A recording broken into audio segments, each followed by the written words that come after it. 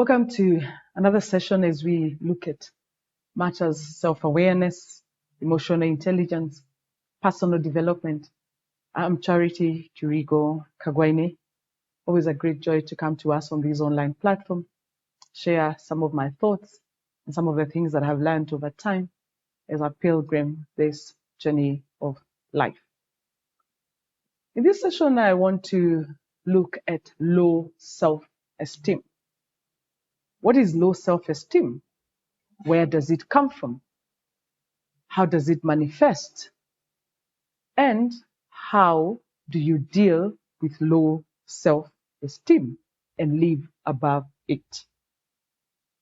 Before we get to that discussion, I will quote from the great King Solomon in Proverbs 11:17. This is what he says. A man who is kind benefits himself, but a cruel man hurts himself. So, are you a kind man or a cruel man? Only you know that too well. Where does low self-esteem come from? How does it manifest? And how do you deal with low self-esteem if you suffer from low self-esteem? These are the three questions that I will attempt to answer in this session. So let's look at the first question. Where does low self-esteem come from? It is the result of an injured, a bruised, or a destroyed ego. It is the result of an injured, a bruised, critically bruised, or a destroyed ego. How is it that, an ego is destroyed or critically injured? One, childhood traumas. I still talked about childhood traumas in my previous video, and if you have not had a time to, look at that video, go ahead and watch it. When you have grown in an environment where you are critically criticized as a child, either by a parent, by a guardian, by a sibling, but those that were around you, where the environment was just full of criticism. No one ever affirmed you. No one ever said anything good about you. It was always criticism upon criticism. What happened is your ego at that point, at that tender age, was bruised. It was critically injured. And as you grew, you begin to experience a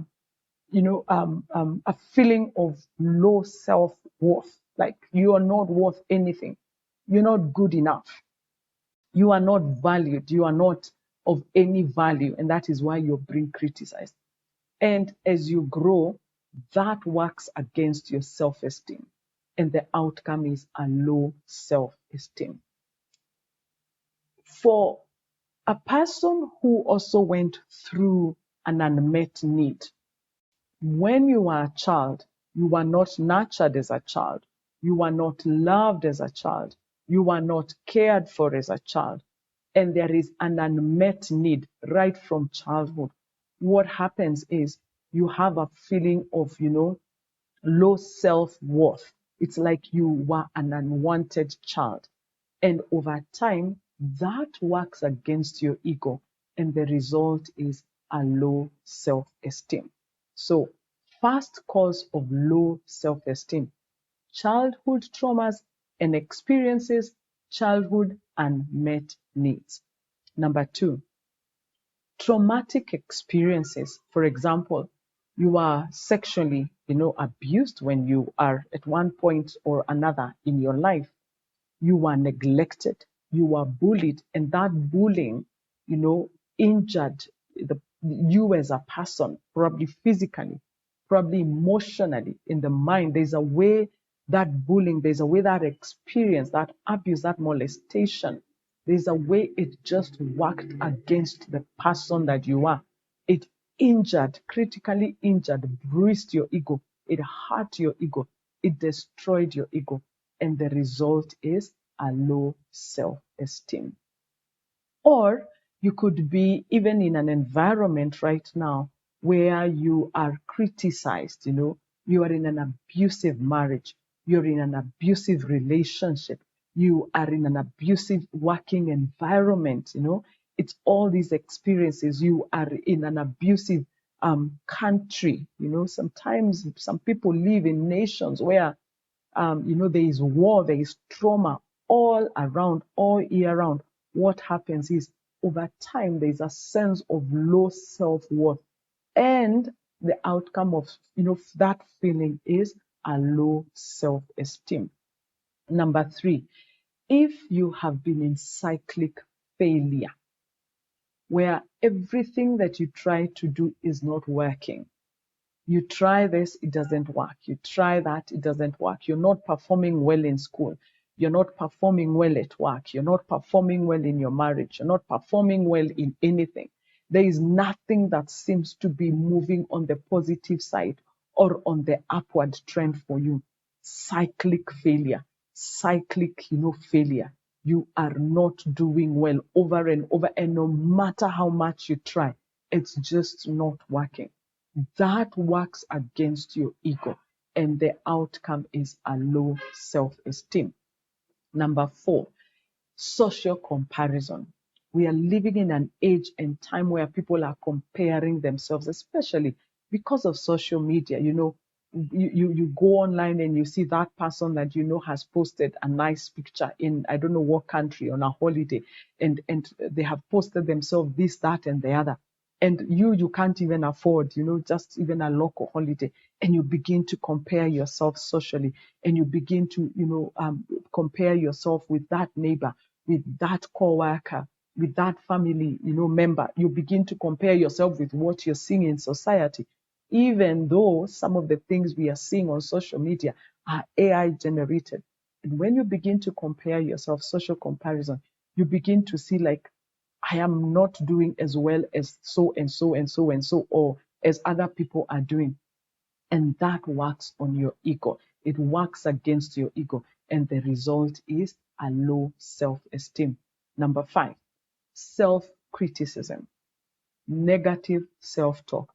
You wake up in the morning, you look at yourself in the mirror, and you do not see a beautiful person. You say yourself, I am ugly. You look at yourself in the mirror and you say, my clothes are not good enough. You look at yourself in the mirror and you can't seem to see anything good about yourself. I'm always criticizing yourself. When people say, oh, people are failing, you also tell yourself, oh, even me, I'm a fail. After all, I failed this, that, and the other. And you begin to talk to yourself negatively. The power of life and death is in the tongue. So when you criticize yourself, what happens is eventually it works against your ego, and the result is a low self-esteem. Finally, but maybe not conclusively, is low self-esteem can be as a result of a medical condition or a mental condition. We are living in a time where stress levels are very high because of the demands of life. It's fast lane. When you sleep, when you wake up, things have changed very fast. And because of high stress levels, mental, health has become a concern. So it becomes, it begins to work when your mental health is not good, when you are dealing with a medical condition that is working against yourself, your self-worth and your self-value. Eventually that works against your ego, and you begin to experience low self-esteem. So let's look at the second question. How does low self-esteem manifest? How do I know? How do you know that you have a low self-esteem? Number 1, lack of confidence. You can't express yourself. You know what you need to say. You have the right knowledge, but you just can't be able to express yourself. You can't be able to present yourself before people. You have no confidence to be able to be you. It is a sign of low self-esteem. Anxiety is another sign of low self-esteem. You're always on the edge. You're always unsettled. You can't make sound decisions. You're always anxious. You're always fidgeting. You're always, you're so unsettled. Nothing, you can't, put things together. You can't hold things together. It is a sign of anxiety, and that is a sign of low self-esteem. Depression is another sign of low self-esteem. Many people get depressed because they don't believe in themselves. They don't believe in what they can do. They don't believe in who they can become. They don't believe in their capabilities. They feel, a feeling of low self-worth, and as a result, you are depressed.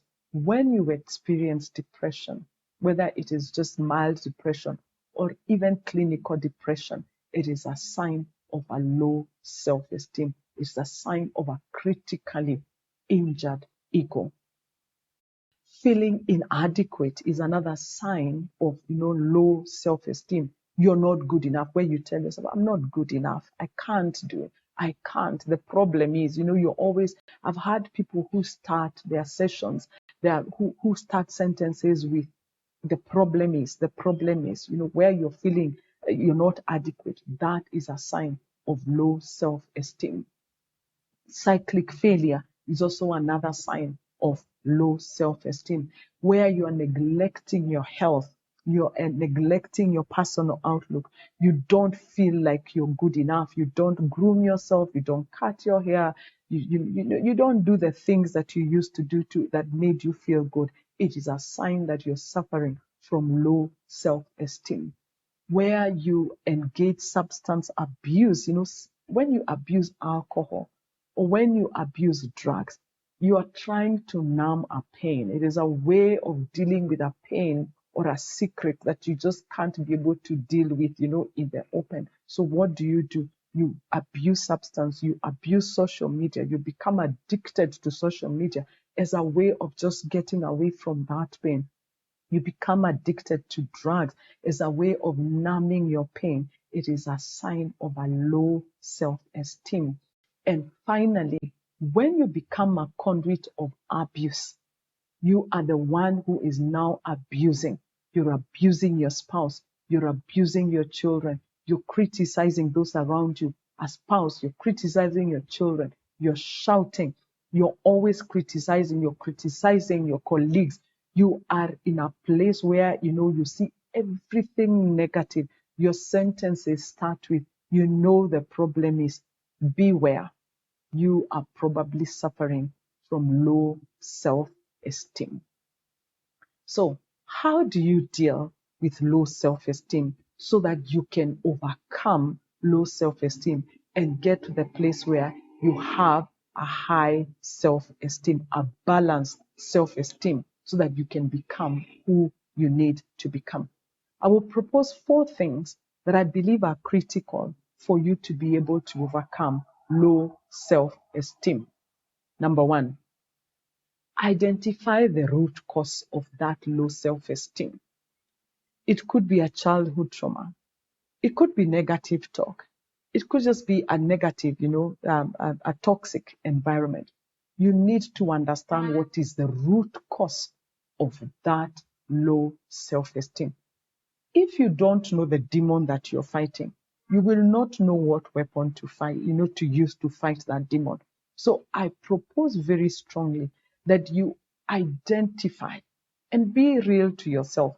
Identify, ask yourself, what is the root cause of this low self-esteem?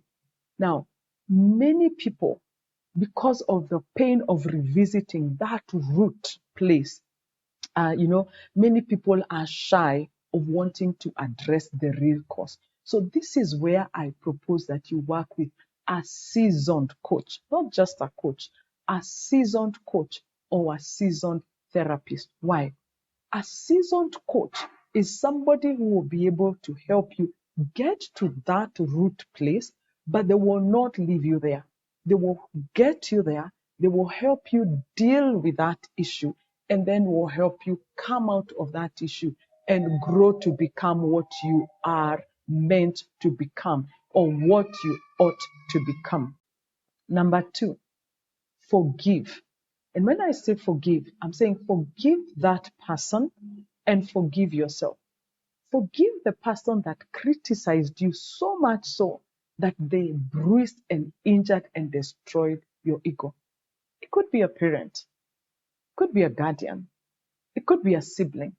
Whether they are living or they are dead, that is beyond the point. You need to give yourself permission to live clean and free of that pain. And the only way to live free and clean from that pain that injured and bruised your ego is to forgive that person. If it is a parent, forgive them. If it is a sibling, forgive them. If it is a guardian, forgive them. Whoever it is, forgive them. Give yourself the permission to heal and be free from that pain. Because why are you living in the shadow of somebody who probably doesn't even care? Probably is not even present. They're probably long gone. Why are you living in that pain? Give yourself the permission to live above that pain, to overcome that shadow and that pain by forgiving them. Secondly, forgiving yourself allows you to heal and become who you ought to become. It allows you, it gives yourself permission to thrive. You were created to thrive.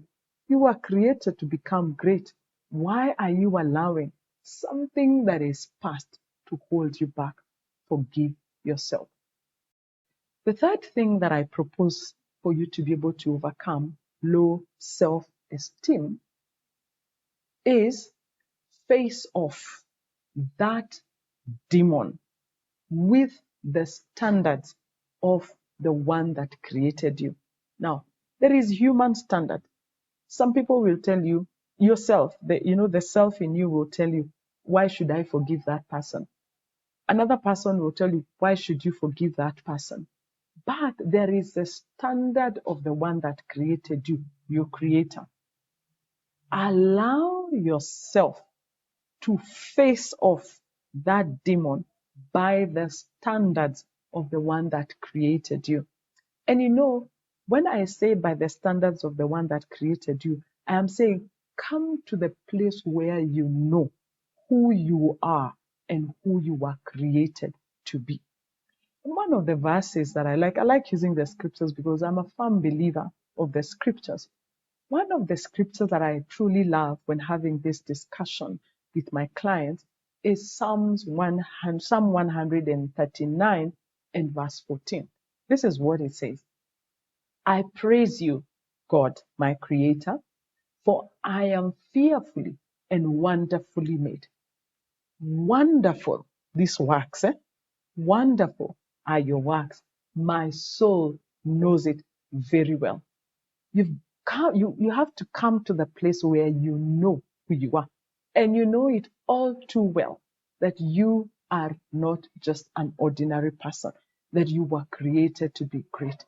And great people don't allow low self-esteem to dictate their lives. Number 4, address yourself daily with love, grace, and mercy.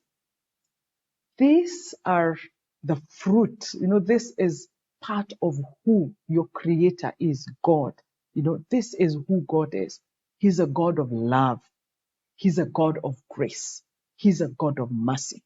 So when you address yourself, as you heal from the pain of the past, that low self-esteem, and you get to the place where you have given yourself a clean slate, to be able to thrive and become who you were created to become, then begin to address yourself with love.